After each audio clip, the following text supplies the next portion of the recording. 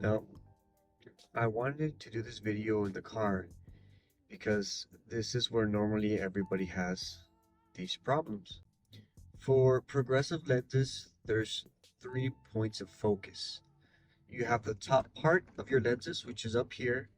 That helps for distance. You have the intermediate part, which is help maybe let's say for your computer, 60 centimeters arm's length.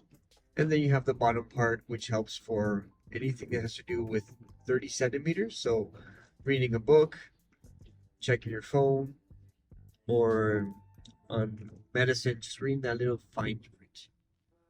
With your progressive lens, you should be able to see your fine print at maybe 30 centimeters.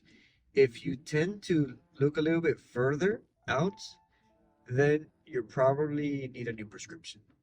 The further you have to go, that's what lots of my clients sometimes have that problem. The further they have to stretch their arm is that means they need a little bit more prescription to bring it back. What I recommend doing if you're going to be driving for a long distance is even bring your glasses just a little bit down, not too much. Like you said, not a big change. It was originally right on my face, which should be there, but just to make it a little bit more comfortable for you, especially when driving, you can bring it just a little bit down.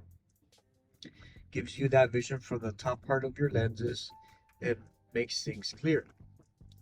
Now, the intermediate part, that's for seeing your speedometer. That's what's going to help to see your speedometer. So, question I get asked a lot is why people that have bifocal lenses, those are the ones with a little square, why it's hard for them to see their speedometer. They don't like that. It's because when we use the bottom part of the bifocal, it's only for 30 centimeters. Your speedometer is around 60 centimeters. So what they tend to do is they look through the bottom part and then they go close to their speedometer.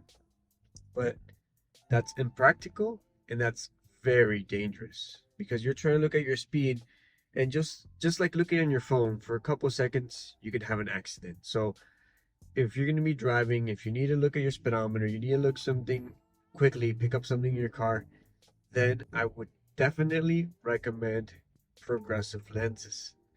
Some people think it's hard to adapt to them, but honestly, it's not that hard to adapt to progressive lenses, especially if you've never used progressive lenses, then you'll adapt to them quickly. It's very, very easy.